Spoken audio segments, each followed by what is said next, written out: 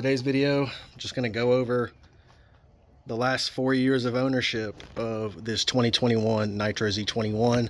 Pros, cons, things you can expect, things that you might run into.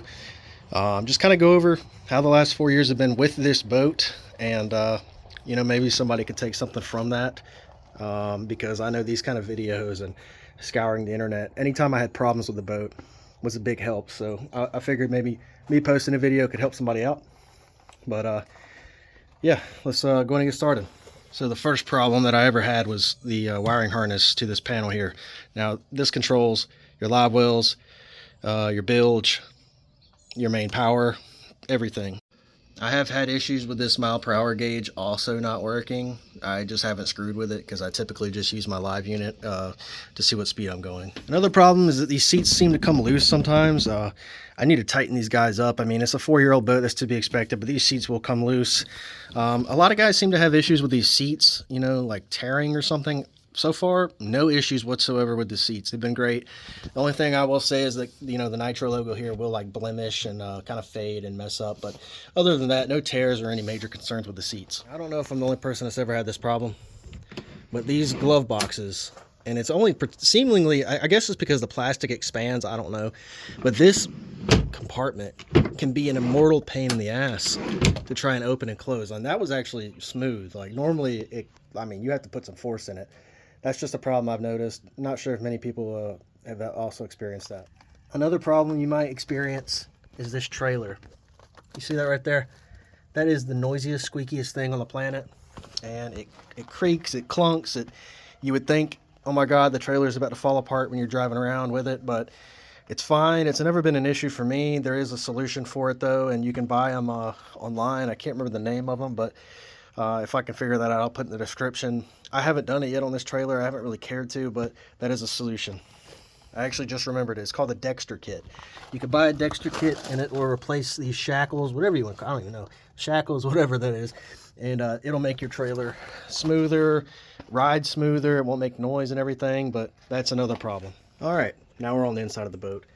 Another problem is all these foam inserts on the inside of your rod lockers seem to eventually they just fall out, and the only way I've seen to fix it is to just glue it back or something. I don't know, it's just, you can just kind of stick them back in there and they'll stay in there for a little bit and come back out. But I think that's mostly due to moisture, which leads me to my next subject, is that these rod lockers, every single one of them, I've always had issues with moisture condensation getting inside of them. This one in particular seems to be the worst for some reason. I've tried a little bit of everything I can think of, and there's still a few things I'm going to try to see if I can fix that problem. But I can't tell you how many times I've had to take life jackets out or whatever to dry them out because they're soaking wet. And this is on a, even after a little bit of rain, that seems to be a problem. Always get condensation in my main rod lockers where I keep my tackle. So I tend to keep my rod lockers open so that way water and stuff isn't staying and rusting out my baits and everything, because I've had to throw out stuff because of that. Same thing pretty much in all these compartments. The foam inserts tend to come out after a while. Not really sure what that's all about, but other than the moisture, but it is what it is. The live wells do over time tend to leak out a little bit. Nothing too serious, but over time the valves, I guess, seem to just leak a little bit of water. I'm sure I'm not the only person that's had that problem, but hasn't really been much of an issue. Back to the trailer. Now, I don't know if it's this bar where the spare tire hangs down, but certain boat ramps or driveways, if they're too steep, you can definitely expect this trailer to rub on the ground.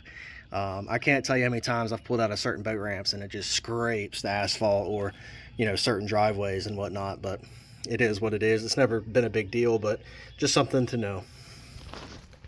That about wraps it up. All in all, it's been a great boat. Can't really complain too much. Compared to the old 1997 boat I used to have, this thing has been a dream. It's been great. Rides good. I wouldn't say it rides the best, compared to other boats I've been in, but it rides pretty good and handles big water great. Cleans up good. Plenty of room. Honestly, when I first got in this boat, it had a lot more room than I thought. You know, I was like, oh my God. But as I've used it over the years, I've been like, wow, I need more room. It's crazy, right? But other than like minor, you know, cosmetic defects, which I think some of them were there before I got the boat, but the fiberglass definitely chips. Okay, I haven't owned a lot of boats, so I can't speak for, you know, fiberglass quality, but I have several spots along the gel coat and everything where there's just a big old chip. Now that could have been from rocks hitting it while I'm driving down the road. There's no telling. It could have been from on the water. They don't seem to have been a problem or anything, but I'm sure that's for any boat, honestly. It's probably not exclusive to Nitro, but anyways, that's my overview of Nitro boats. Not really anything too serious, I'd say, to worry about.